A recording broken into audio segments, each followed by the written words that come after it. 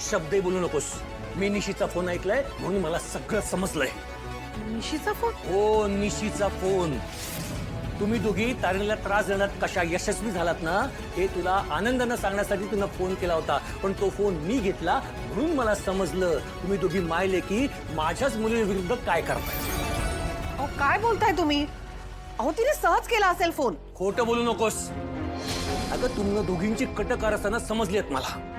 कटकार असताना हो. काही काय बोलताय? आणि कट आहे ना तुमची तारिणी करते माझ्या निशीच्या विरोधात. अहो म्हणूनच तर लग्न करून त्याच घरात गेली आहे ती तिच्या मागे. तिच्या नवऱ्याच्या घरात गेली आहे ती. आणि निशीची कुठली आली का संपत्ती? जे काही आहे ना ते खांडेकरांचं आहे. त्यांनी स्वतःच्या कर्तृत्वावर मिळवलंय सगळं ते. निशीचा त्यात काही संबंध नाहीये. आणि त्यासाठी तुम्ही तारीणीला त्रास देणार? माझ्या मुलीशी जो कोणी वाईट वागेल ना त्याच्याशी कसं वागायचं हे शिकवलंय तिला फक्त. निशीने चांगलीच अद्दल घडवली असेल तारिणीला. आणि आई आहे मी तिची, तेव्हा तिच्या चांगल्याचाच विचार करणार ना मी. तुला लाज वाटली पाहिजे ग स्वतःला आई म्हणून घ्यायला सुद्धा.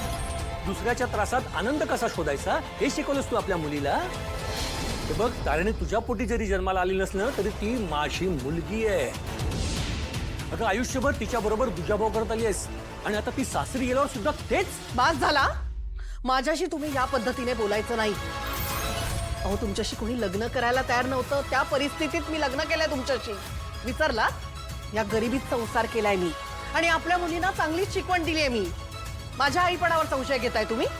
हे बघा तुम्ही जर माझ्याशी असं वागलात ना तर काय तर काय घर सोडून करणार आहेस? अगं खुशाल जा.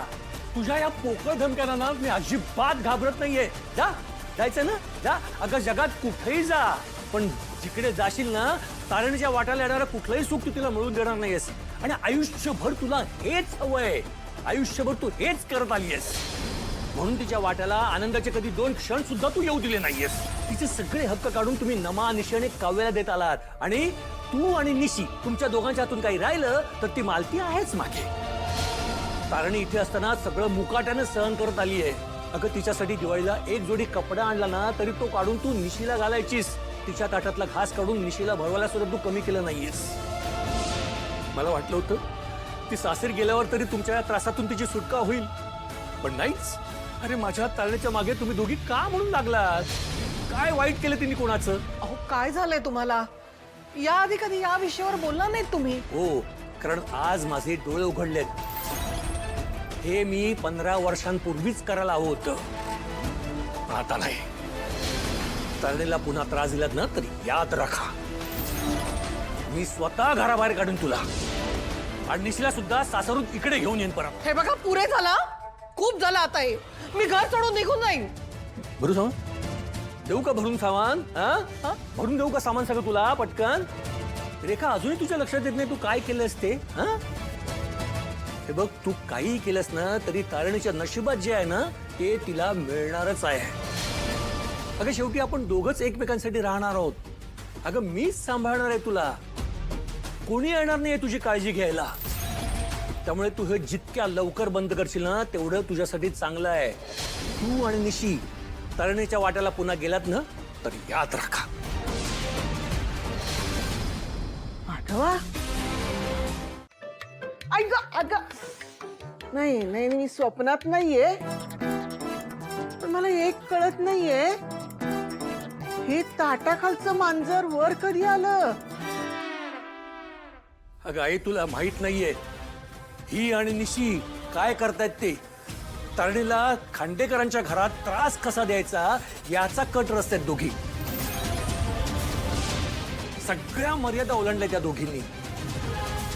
आणि तारणी बिचारी सगळं मुकाटपणे सहन करते आणि म्हणून या दोघी कशाही वागतायत तिच्याशी. आणि हे मला अजिबात आवडलेलं नाहीये.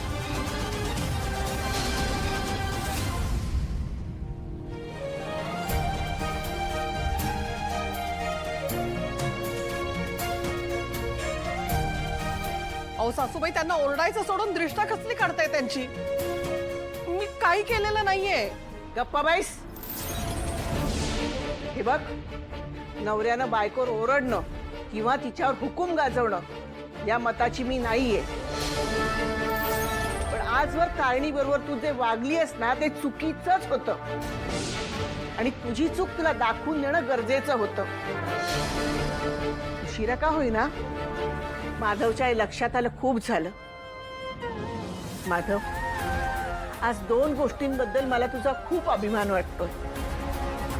पहिल्यांदा तू रेखाची चूक तिला दाखवून दिलीस आणि दुसरी तारिणीची बाजू घेऊन तिच्या पाठीशी उभा राहिलास. मग मी काय करू आई?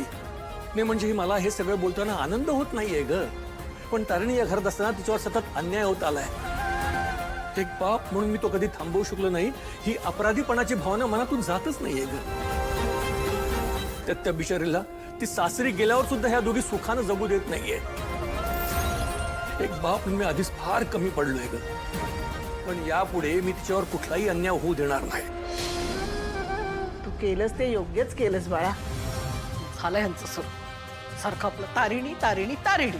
करणार करणार कारण आजवर तारिणीने या घरासाठी जे काही केलंय ना त्यासाठी आपल्या घरातल्या सगळ्यांनी एकत्र येऊन जरी ते पांग फेडायचे म्हटले ना तरी ते फिटले जाणार नाहीयेत. आणि रेखा, माधवनी तुला जे काही सांगितलं ते चांगलं समजलं असेल असं मला वाटतंय.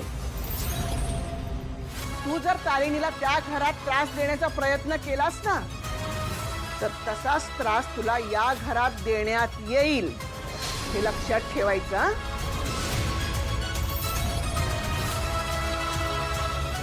हं?